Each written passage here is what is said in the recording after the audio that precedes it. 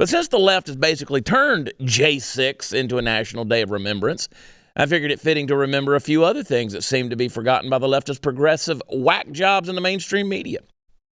Remember the good old days when protesters firebombed a federal building in Portland? Oh, yeah. Don't forget October 14th of 2021 when climate activists stormed and forced their way into the Department of the Interior building in Washington, D.C. They injured numerous law enforcement and even sent one officer to the hospital.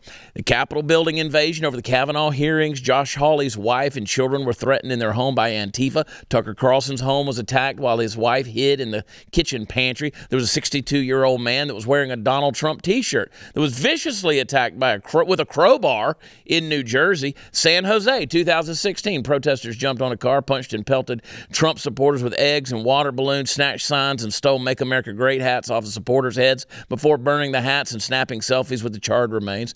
Remember El Cajon, California, 2016, when the leftist mob beat, kicked, and pummeled a Trump supporter for wearing a MAGA hat. How many people have had their hats snatched or slapped off their heads? Now, if you don't think that's a big deal, then you've never been to Texas.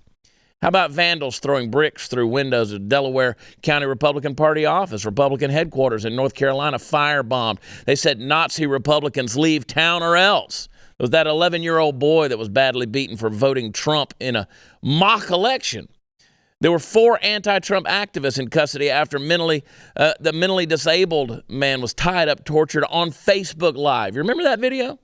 There were anti-Trump protesters that blocked an ambulance rushing to the hospital in Connecticut. Representative Tom Garrett of Virginia received a message telling him how this is how we're going to kill your wife. How many bike lock attacks? Cups filled with cement. Remember Andy No? Congressman Steve Scalise gravely wounded in Alexandria baseball field ambushed by an avowed Bernie Sanders supporter. Indiana State Police say shots were fired at a truck carrying a Make America Great Again flag and an American flag on eastbound 465 in 2017. Anti-Donald Trump campaigner shoots Republican neighbor twice in the head. Missouri State Senator Maria Chappelle Nadal made a Facebook post which read, "I hope Trump is assassinated," and then she deleted it. There were increased threats to Homeland Security, including a burned animal carcass that was left on a staffer's porch. There was a Florida man that was charged with threatening to kill Republican Rep.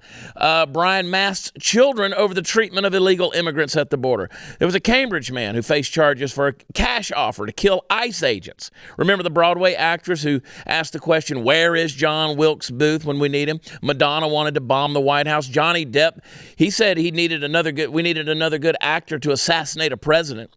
Georgetown professor said white Republicans should be castrated and they should be fed to swine. Remember when Dana Lash received death threats against her children on Twitter?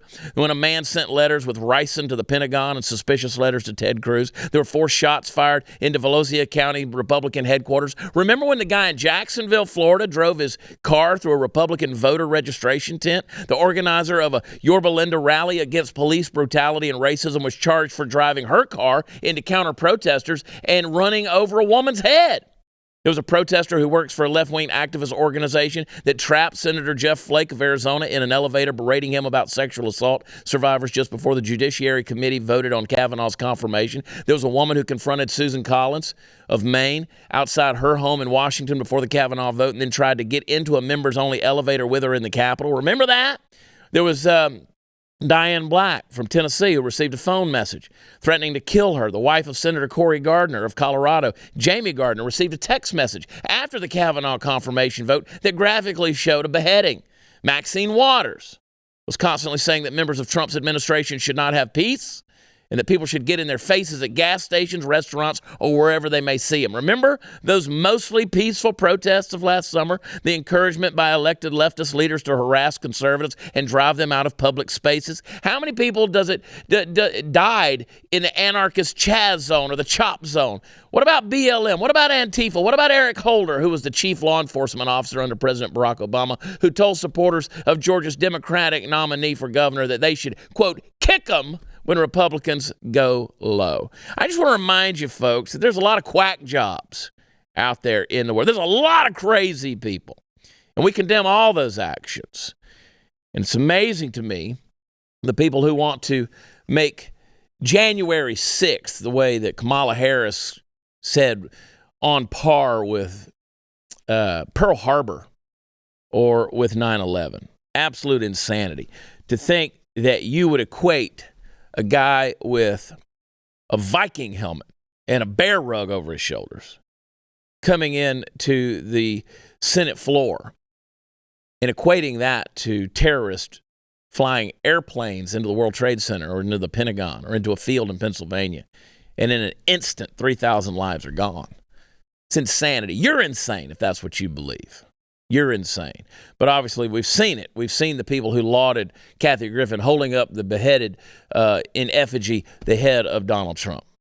And that's okay. That's okay, right? Because the left is progressive. They're going to justify all that. Say, oh, well, none of that equates. None of that equates to what happened to that horrible day that democracy was almost destroyed on January 6th.